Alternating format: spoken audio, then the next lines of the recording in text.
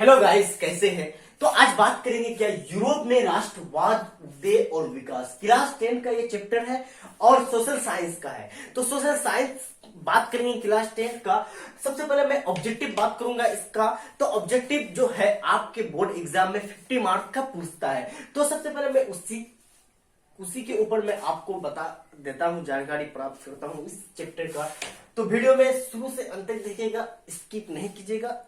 Skip करते हैं तो आपको समझ में नहीं आएगा। तो पहला क्वेश्चन क्या है, नेपोलियन ने जर्मनी में किस संघ की स्थापना की? ये जो नेपोलियन है, नेपोलियन जो है, नेपोलियन बारीकी से समझिए। नेपोलियन ने जर्मनी में किस संघ की स्थापना की? जर्मनी में किस संघ की स्थापना की, मतलब किस संघ की स्थापना की?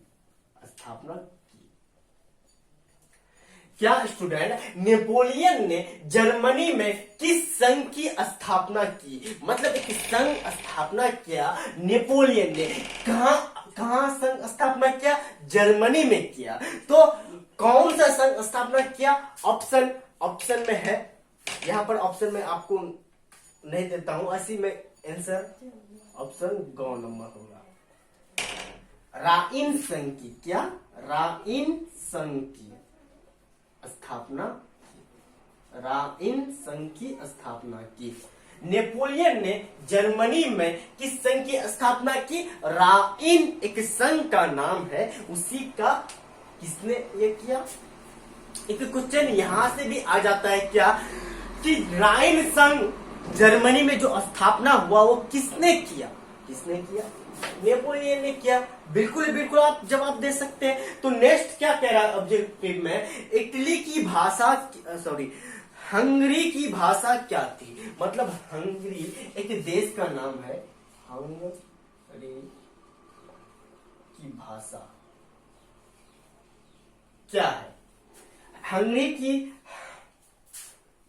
की भाषा क्या है? हंगरी की भाषा क्या है? एक देश का नाम है। इसका आंसर अगर आप लिखिएगा ख नंबर, तो ख नंबर इसका आंसर क्या है? मेघयार। क्या? मेघयार बहुत ही इंपॉर्टेंट है। हंगरी की भाषा क्या थी? मेघयार भाषा थी। आप भी नहीं सुने होंगे, मैं भी नहीं सुना हूं। तो नेक्स्ट क्या कह रहा है मेरा, देखेंगे स्टूडेंट कि जोलवराइन की स्थापना किस राज्य ने की? जोलवराइन मैं हिंदी लिखूंगा तभी आपको समझ में आएगा। क्या? जोलवराइन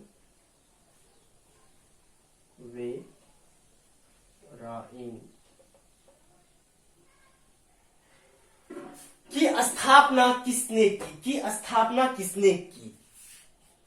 जोलवराइन की स्थापना किसने की? ऑप्शन आपको दे दिया। कौन नंबर? पर्सा ने, ऑप्शन ख नंबर ऑस्ट्रेलिया ने, ऑप्शन ग नंबर सोल्वेनिया ने, ऑप्शन घ नंबर नेपाल किसने की? पर्सा ने। पर्सा ने किसने की? पर्सा। कौन नंबर इसका आंसर होगा? और पर्सा इसका पर्सा ने की। जोलवराइन का स्थापना किसने की? स्थापना किसने की? पर्सा ने की। तो अब नेक्स्ट क्या कह रहा है मेरा, देखेंगे।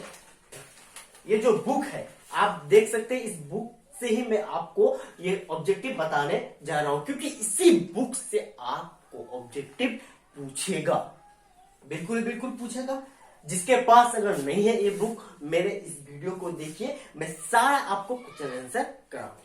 तो चलते हैं। क्या यंग यूरोप की स्थापना किसने की? यंग यूरोप की स्थापना किसने की? यंग यूरोप की स्थापना किसने की? एक क्या है? यंग यूरोप की स्थापना किसने की? कौन नंबर इसका आंसर क्या होगा? यंग यूरोप की स्थापना किसने की? कौन नंबर होगा? मेजनी ने। क्या? ये बहुत बार पूछा है। मैं जब एग्जाम दिया था मैट्रिक का, मेरे एक क्वेश्चन पूछा था मेजनी ने। मतलब यंग यूरोप की स्थापना किसने की? ऑब्जेक्टिव पूछता है ये मेजनी ने। VVI इसको कर दीजिए, बहुत ही इंपॉर्टेंट है। अब नेक्स्ट क्या कह रहा है मेरा ऑब्जेक्टिव, देखेंगे कि यूनान के स्वतंत्रता संग्राम में किसकी पराजय हुई? यूनान के स्वतंत्रता संग्राम में किसकी पराजय हुई? एक बार मैं और आंसर आपको क्वेश्चन बोलता हूं क्या? यूनान के स्वतंत्रता संग्राम में किसकी पराजय हुई? किसकी पराजय हुई? ख नंबर तुर्की की। किसने? ऑप्शन क नंबर क्या? यूनान की, तुर्की की, रूस की, फ्रांस की। इसका आंसर होगा तुर्की की। क्या इसका आंसर होगा? तुर्की की। तुर्की की। क्लियर हो गया यहाँ तक? कोई दिक्कत नहीं होनी चाहिए। अब नेक्स्ट क्या, इसको मैं अब मिटा देता हूं। ज्यादा ऑब्जेक्टिव नहीं है, आज क्लियर कर दूंगा ये सब। नेक्स्ट क्वेश्चन क्या कह रहा है? 6 नंबर, मारिऑन किस देश के राष्ट्रवाद के प्रतीक थी? किस देश के राष्ट्रवाद के प्रतीक थी? मारिऑन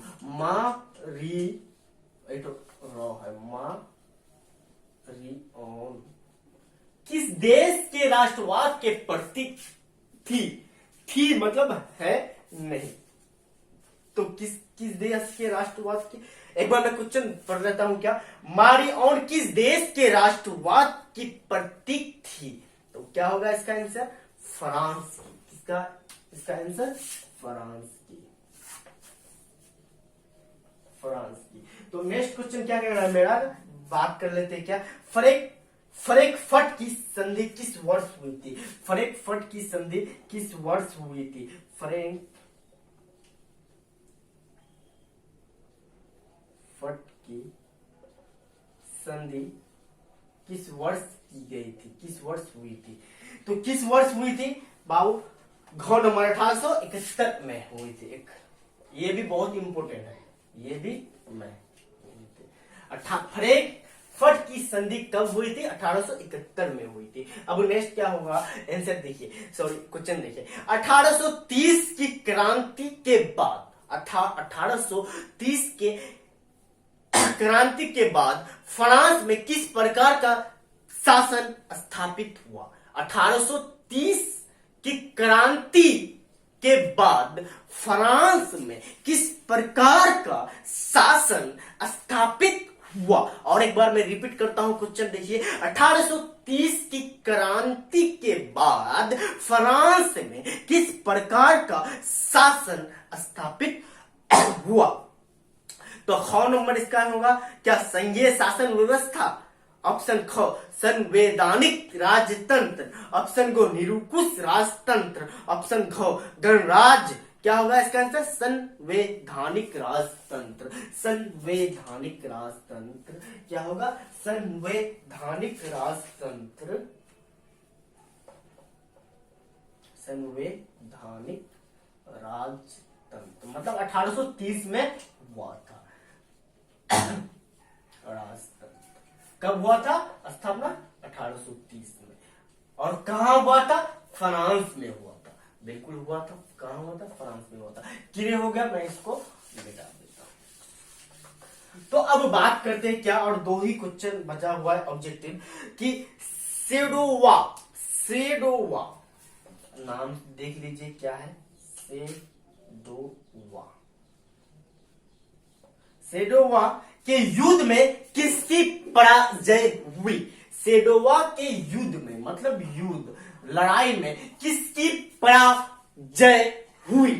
क्या होगा इसका आंसर? कौन नंबर आंसर? ऑस्ट्रेलिया की, पर्सा की, न्यूक्लियस की, सार्डिनिया की। इसका आंसर है क्या? ऑस्ट्रेलिया की। क्या होगा? ऑस्ट्रेलिया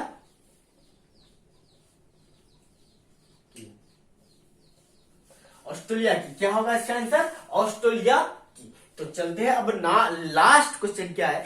किस युद्ध के बाद जर्मनी का एकीकरण पूरा हुआ? किस युद्ध के बाद जर्मनी का एकीकरण पूरा हुआ? घ नंबर इसका आंसर क्या है? सीडान युद्ध का। सीडान युद्ध का। क्वेश्चन क्या समझ में आया आपको? क्या क्वेश्चन नहीं समझ में आए तो जरूर कमेंट कीजिए, फिर भी मैं आपको बता देता हूं क्या। एक बार और रिपीट करता हूं क्वेश्चन क्या, किस युद्ध के बाद, मतलब किस युद्ध के बाद जर्मनी का एकीकरण हुआ, पूरा हुआ, मतलब एकीकरण उसका पूरा हुआ, किसका एकीकरण पूरा हुआ, जर्मनी का। और किस युद्ध का, किस युद्ध के बाद, सीडान युद्ध के बाद किसका एकीकरण पूरा हुआ, जर्मनी का एकीकरण पूरा हो गया, क्लियर हो गया।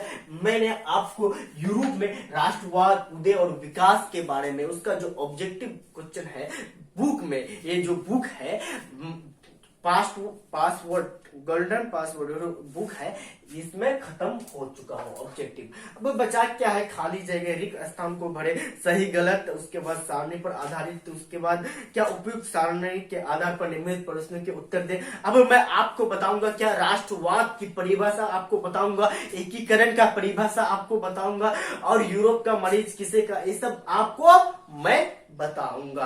अब नेक्स्ट वीडियो में आज यहीं तक। अगर उस वीडियो को अगर पाना चाहते हैं, जैसे राष्ट्रवाद क्या है उसका फुल्ली डिटेल अगर पाना चाहते हैं इस चैप्टर का, तो चैनल को जाते जाते चैनल को सब्सक्राइब कर दीजिए और बेल आइकन को भी दबा दीजिए, क्योंकि लेटेस्ट ये सब वीडियो आपको एजुकेशन लेवल में है तो आपको मिल सके। तो आज यहीं तक स्टूडेंट, अच्छा लगे तो छोटा सा लाइक और कमेंट कर